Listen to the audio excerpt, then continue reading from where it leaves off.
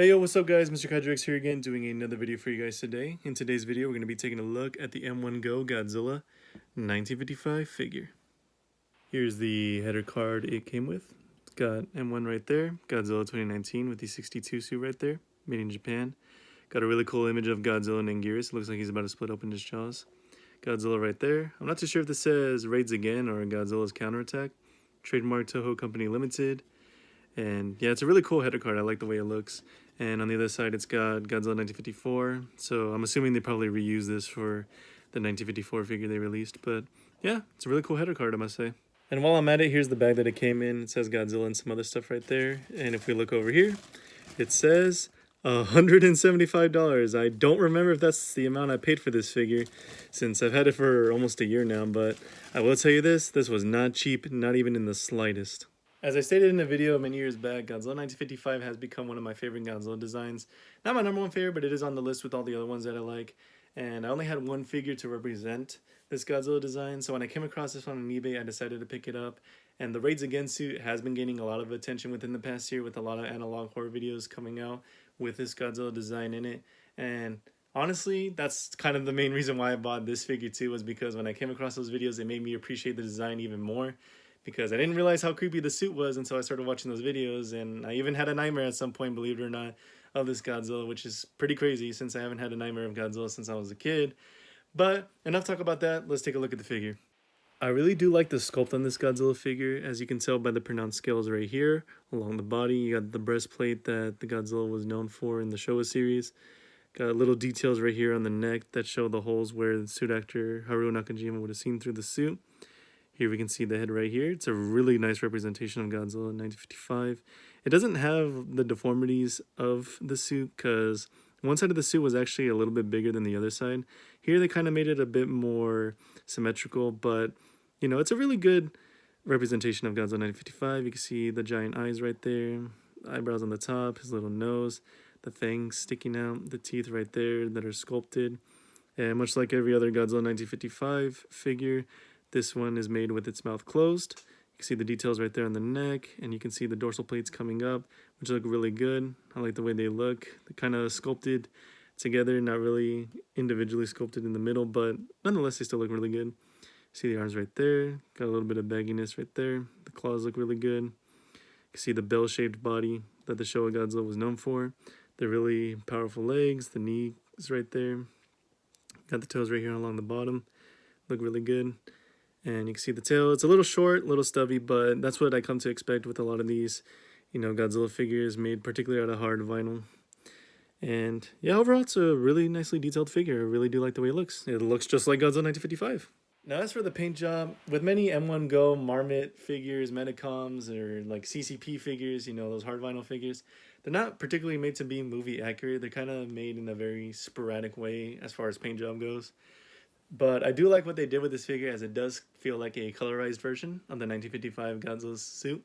Because as we know, Godzilla Raids Again was in black and white, much like the 1954 movie. So we don't really know what color that suit was. At least to my knowledge, I don't know what color it was. But I do like what they did with it, as they did make it brown like how the 1954 Godzilla was supposed to be in the original movie. The base color on this is actually kind of like a yellowy caramel color. And they sprayed dark brown on the body, which I think looks good with some darker brown highlights on it. And you can see the claws here, as well as on the toes, are silver. The chest plate is also silver. The teeth as well are also silver with a kind of flesh tone for the inside of the mouth. The eyes are gold with black pupils, which I think look really nice. And what I really like is the way they did the dorsal plates. It's got silver running down right here from right here on the neck to about this point here on the tail. And I like the way it looks, and I like how they sprayed blue on it, almost like, Godzilla's charging up his atomic breath. So yeah, I really like how that looks. It looks really nice. I like the way it looks in the light. So I do like the paint job on it, and like I said, the shading on the tail looks really, really nice. So yeah, I do like what they did with it. Again, it's sporadic, but that's what I come to expect with these type of figures. Now, as for articulation on this figure, it's got the basic 5 points that you would find on any Godzilla figure. And that's going to be in the shoulders. They do move. It's a little bit stiff because this figure is made out of hard vinyl, but you wouldn't even be able to rotate them 360 because, as you can see, they clash with the thighs and you could scratch off the paint. on the nails. The legs are really stiff. I really don't mess with this figure too much. It stays on my shelf a lot of the time. So the joints are stiff, but again, it's because it's a hard vinyl figure. And the tail also moves, but again, it's a stiff, hard vinyl figure. And the tail's done in kind of like an oval shape, so it could get loose over time if you do try to rotate it, and I'm not really going to want that to happen with any of the joints on this figure. But yeah, 5 points of articulation in the shoulders, legs, and in the tail. I think it's pretty good that they didn't make the head rotate, because it would honestly look a little stupid given how long the neck is on this design. But yeah, the basic 5 points of articulation. But these types of figures aren't really made to be, you know, like action figures really. They're kind of more like collector display pieces, in my opinion at least. But yeah, 5 points of articulation. Now as for how big this figure is, it's a little over 9.5 inches tall, not quite 10 inches tall, kind of falls in between. So it's definitely a larger scale figure, and I'll be comparing it to some other larger scale Godzilla figures that I have in my collection. So first off, we have my previous review, the Banpresto Godzilla 1954 colorized version. And as you can see, it's bigger than the M1-Go Godzilla 1955. But yeah, first Godzilla from the continuity, second Godzilla from the continuity. They look really good together, I will say. Next up, we have my first Godzilla 1955 figure, and that is the Medicom Godzilla 1955. So yeah, two different representations of the same Godzilla design, and they both do look like Godzilla 1955. This one looking a little bit more cartoonish in a way, whereas this one looks a little bit more closer to the suit, I would say. So yeah, glad to have these both in my collection. Next up is a figure that I'm going to be reviewing next. It is the Bandai Museum Godzilla 1962. So yeah, this one is a bit more realistic, more like the actual Godzilla suit, whereas again, this is an exaggerated version of Godzilla. But yeah, two totally different figures, but yeah, just a sneak peek into what I'll be reviewing next. Next up, we have a Godzilla from, well, a figure of Godzilla from my favorite continuity, and that is the Heisei Godzilla. The Bandai 1992 Godzilla, 8-inch scale.